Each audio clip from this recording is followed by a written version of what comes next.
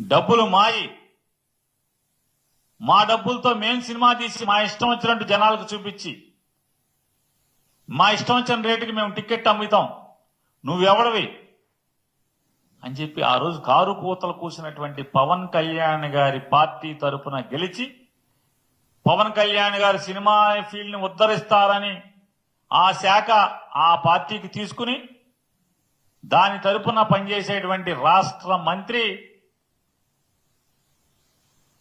పవన్ కళ్యాణ్ గారి సినిమా రిలీజ్కి థియేటర్ యాజమాన్యాలు సమ్మె ప్రకటించినాయి, వాళ్ళని జైల్లో వేయండి ఆ నాయకుల్ని అని చెప్పి ప్రభుత్వం తరపున మంత్రి పోలీసు శాఖని ఆదేశించాడు. అంటే రాతపూర్వకంగా వీళ్ళ దౌర్భాగ్య స్థితి, వీళ్ళ డబుల్ స్టాండర్డ్స్, వీళ్ళ రెండు ముఖాలు ఆ రోజు ఏం మాట్లాడారు, ఇవాళ ఏం ప్రవర్తిస్తున్నారు. మరి మీరెవరు, నువ్వెవరు? సినిమా నిర్మాతలకి, డిస్ట్రిబ్యూటర్లకి, ఎగ్జిబిటర్లకి తగు నడుస్తుంటే వాళ్ళకి సమస్యలుంటే నీ సినిమా వాయిదా వేసుకోవాలి కదా, నీ సినిమా వాయిదా వేసుకోవాలి. అంతేగాని బెదిరించడం, జైల్లో వేస్తామని డీజీపీకి ఆదేశాలు ఇవ్వటం, ఏమంటారు దీన్ని? దివాళా కోరుతనం కాదా పవన్ కళ్యాణ్ గారిది? ఏమంటారు, దివాళా కోరుతనం కాదా అన్న? ఆ రోజు ఏం మాట్లాడావు, ఆ రోజు ఏం ఎగబడ్డావు, తెగబడ్డావు.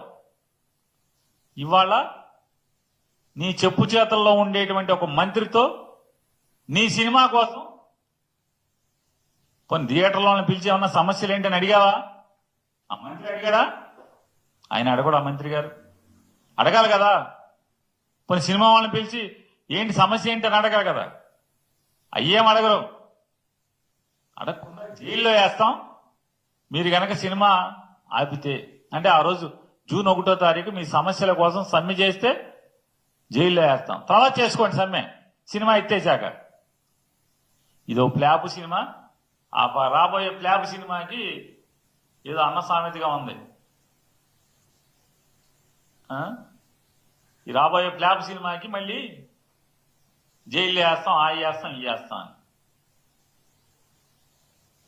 కోడలకి బుద్ధి చెప్పి అత్త తెడ్డు నాకింది అని చెప్తారు మోటు సామెత.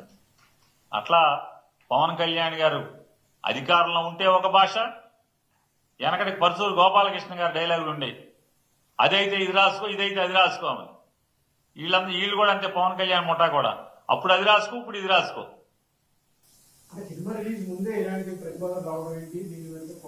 కొంతమంది అందరం నేను అన్నా కానీ సినిమా ఇండస్ట్రీలో కొంతమంది మేము ఎలా అయినా చేసుకోగలం, మేమే చేసుకోగలం, మాకు సహకారం అవసరం లేకుంటే అదేవిధంగా మరి ఎవరి ప్రోద్బలంతో ఆ మాట అన్నారో కూడా నాకు తెలియదు. దీనికి మళ్ళీ మీకు కొంతమంది ఆనాటి ప్రభుత్వంలో మంత్రిగా ఉన్నటువంటి కొంతమంది బయటకు వచ్చి వారు కూడా రకరకాల మాటలు మాట్లాడుతున్నారు.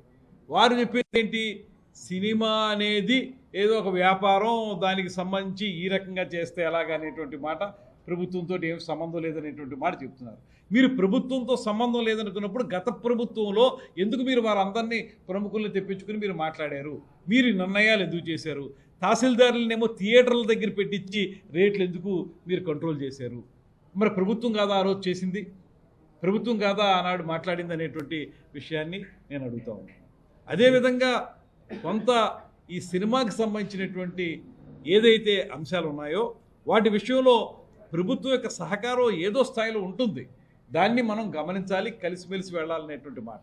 మేము కూడా మాట్లాడింది ఏంటంటే, ఒక సినిమా ఎవరిదైనా కానివ్వండి, ఆ సినిమా సమయంలోనే ప్రత్యేకించి కొన్ని కొత్త రకాలైనటువంటి వాతావరణాలు సృష్టించబడడం అనేటువంటిది ఎంతవరకు సమంజసం అనేటువంటి మాట మనం చెప్తా ఉన్నాం.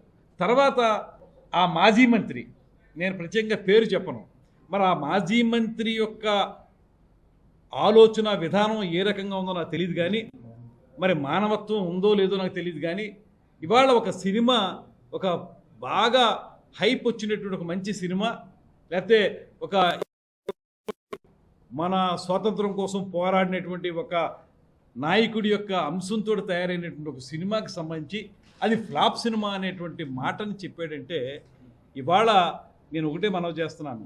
ఒక సినిమా అనగానే నువ్వు మాట్లాడినటువంటి పిచ్చి పిచ్చి ప్రాలాపనలా సినిమా తయారవ్వదు. సినిమా అనేటప్పటికీ దాని వెనక ఎంతోమంది కృషి ఉంటుంది. ఒక 3-4 సంవత్సరాల పాటు వ్యయప్రయాసలు కోర్చి ఆ సినిమాని నిర్మిస్తారు. ఆ సినిమాని నిర్మించినప్పుడు ఆ సినిమాకి సంబంధించినటువంటి నిర్మాత కానీ, ఆ సినిమా మీద ఆధారపడినటువంటి వందలాది మంది కుటుంబాలు కానీ, ఇవన్నీ కూడా ఆ సినిమా హిట్ అయితే 4 రోజులు వాళ్ళకి భోజనం వెళ్తుంది. దాంతోపాటు మరొక కొత్త సినిమా తయారవడానికి ఇది ఒక ప్రాతిపదిక అవుతుంది. అలాంటి నేపథ్యంలో సినిమా రిలీజ్ కాకముందే నువ్వు ఒక రకమైన జడ్జిమెంట్ నువ్వు ఇచ్చావంటే నువ్వు ఎంతమంది కుటుంబాలతో ఆడుకుందామని చూస్తూ ఉన్నావు. నువ్వు ఒక బాధ్యత గల మంత్రిగా పనిచేసావా ఆ రోజు అనేటువంటి మాట అడుగుతున్నాను. ఇవాళ ఒక బాధ్యత గల ప్రజాప్రతినిధిగా నువ్వు ఆ మాట మాట్లాడచ్చా? నీ స్థాయి ఏంటి? సినిమా రిలీజ్ కాకముందే ఆ మాట అన్నావంటే ఎంతమంది కుటుంబాలతో ఆడుకున్నావు నువ్వు చూస్తూ ఉన్నావు. ముందుగానే నీ జడ్జిమెంట్ ఇవ్వడానికి నువ్వేమైనా దైవాంశ సంభూతుడివా? ఏ రకంగా మాట మాట్లాడతావు? అంతకుమించి మీ పార్టీకి సంబంధించిన వ్యక్తినే ఆ వ్యక్తి చనిపోతే పర్వాలేదనే విధంగా రాజకీయాలు నడుపుతున్న వ్యక్తులు నువ్వు. నిన్న మాట్లాడేటువంటి అంశంలో ఏం మాట్లాడావు నువ్వు? చనిపోతే దాన్ని బట్టే ఈ రాష్ట్రం యొక్క పతనం ప్రారంభమవుతుంది, ప్రభుత్వం యొక్క పతనం ప్రారంభమవుతుంది అంట. అంటే చనిపోవాలని నువ్వు కోరుకుంటున్నావా? చనిపోవడం ద్వారా రాజకీయ ప్రయోజనాలు ఆశిస్తున్నావు నువ్వు? ఏమిటి నీ ఆలోచన? ఎక్కడైనా సరే నీ దగ్గర మానవత్వం లేదనేటువంటి మాట అనిపిస్తూ ఉంది. తర్వాత మేము డీజీపీ గారికి చెప్పి వీళ్ళందరినీ అరెస్టులు చేసేమన్నామని చెప్పేటువంటి మూర్ఖపు మాటలు మాట్లాడుతూ ఉన్నాం.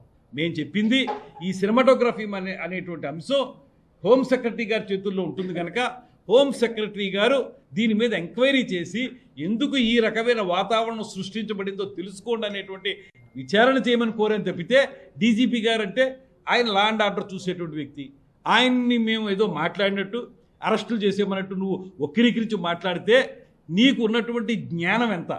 సినిమా విషయాల మీద నీకున్న పరిజ్ఞానం ఏంటి? దీన్నే అంటారు జంతు సమాన మూర్ఖత్వానికి నమూనా అని జంజాల గారు ఎప్పుడు అన్నారు. ఇలా చూసే ఇలాంటి మాటలు మాట్లాడడం ఎంతవరకు సమంజసం? మేము కోరింది ఎవరైతే ప్రిన్సిపల్ సెక్రటరీ హోమ్ ఉన్నారో వారిని ఒక ఎంక్వైరీ చేయమన్నాం.